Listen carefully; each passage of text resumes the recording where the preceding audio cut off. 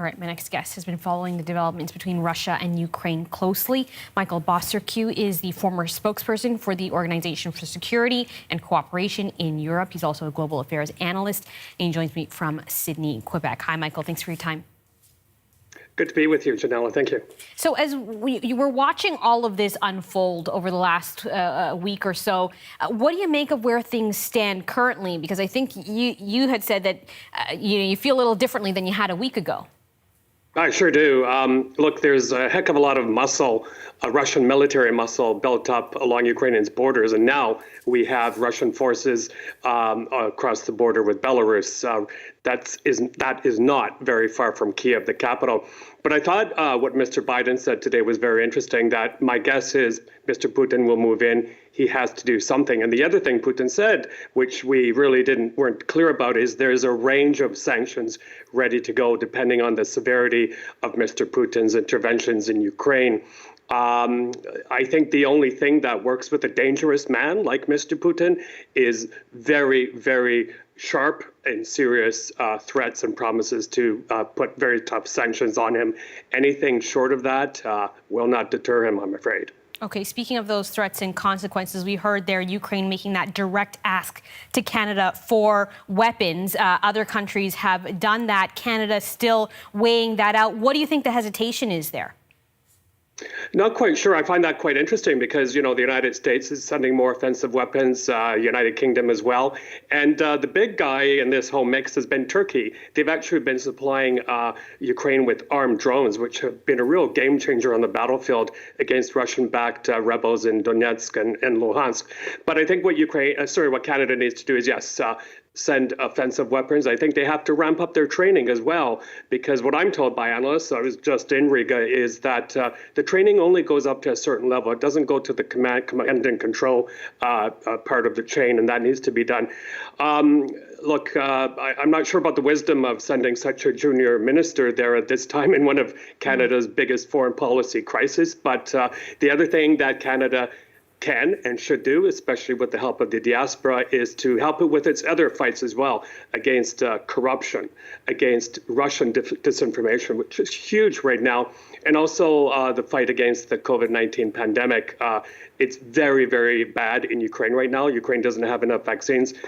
And they also happen to have a polio outbreak on its western borders as well. So it needs a lot of Western support right now. We're talking about this sort of in the middle of this back and forth. Remind our viewers, what's Putin's endgame here? What is he trying to achieve through all of this? Yeah, well, we're not even sure if Mr. Putin knows. But look, this all started, of course, in 2014 with the illegal annexation of Crimea and then the forcible occupation of Donetsk, which is, your viewers should know, this is a huge area, basically the size of Switzerland. They have been controlling that area since 2014. It's a very industrialized coal production part of Ukraine. And I think what Mr. Putin needs right now is to create a land bridge from mainland Russia to Crimea, because what happened in 2014, Ginella, is Ukraine cut off water supplies to Crimea. So I think what Mr. Putin is after is to take that whole southern swath and push water into Crimea and basically cut Ukraine off from its commercial and military ports on the Black Sea, a very serious move. The other two options is more officially take over Donetsk. And then the third one, which it sent a chill down my back, Ginella, today, is hearing Mr. Biden say that, yes, Russia is capable of taking over the whole eastern part of Ukraine all the way up to the capital, Kiev. We're in very, very dire uncharted waters at the moment. So you've laid out kind of some of the scenarios, but how do you see this playing out? Well, all it takes is an order from Mr. Putin at this point, because they do have the military hardware on the ground. It's been there for a long time. They also have the manpower there. And again, I don't think they've been scared away very much from the West. We had the German foreign minister in Moscow yesterday, basically on her knees. And again, this isn't projecting any strength. The other quick point I wanted to make is Canada also has observers in occupied Donetsk with the OSCE, the group I used to belong with. And they are now being blocked on a day-to-day basis by the rebels. And the West, if we don't have those international eyes and ears on the ground in the occupied areas, well, that tells me the Russians are up to something. We don't know what, but I think we should, prepare for the worst in this one. And Michael, I should mention that you wrote also about the broader implications of this, the sort of ripple effects of what's happening here. China watching how all of this unfolds, how the West reacts, where they draw those red lines, because they have their own plans for Taiwan. So there is also some, I guess, precedence setting as to how this plays out.